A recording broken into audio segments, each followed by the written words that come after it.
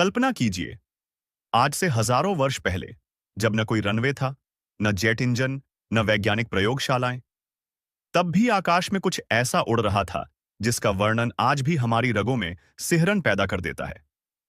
संस्कृत ग्रंथों में वर्णित विमान, क्या ये सिर्फ कल्पना थे या फिर एक भूला बिसरा विज्ञान जिसे समय ने दफन कर दिया? आज हम बात करेंगे वैमानिक शास्त्र की, एक ऐसे ग्रंथ की जो सवाल बनकर आज भी विज्ञान और इतिहास के बीच खड़ा है।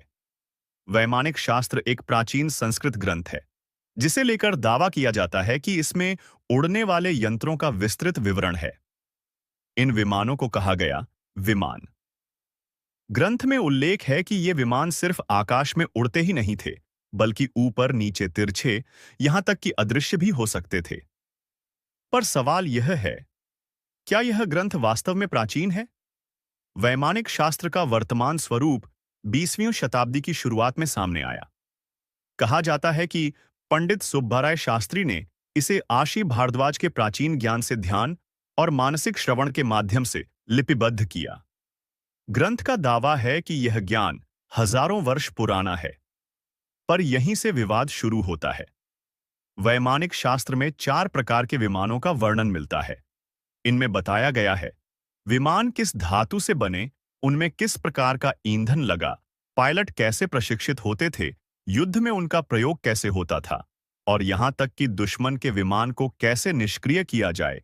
कुछ वर्णनों में पारे और विशेष ऊर्जा स्रोतों का जिक्र है। आज का विज्ञान भी पारे जैसे तत्वों पर शोध कर चुका है। तो क्या यह संयोग है या कोई संकेत? रामायण में वर्णित पुष्पक विमान सिर्फ एक कथा नहीं लगता। वह उड़ता था, एक स्थान से दूसरे स्थान तक क्षणों में पहुंच जाता था और कई लोगों को एक साथ ले जा सकता था।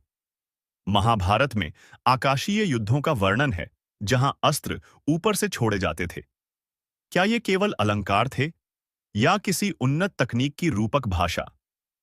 आधुनिक वैज्ञानिकों का कहना है कि वैमानिक शास्त्र में बताए गए विमान एयरोडायनामिक्स के नियमों पर खरे नहीं उतरते।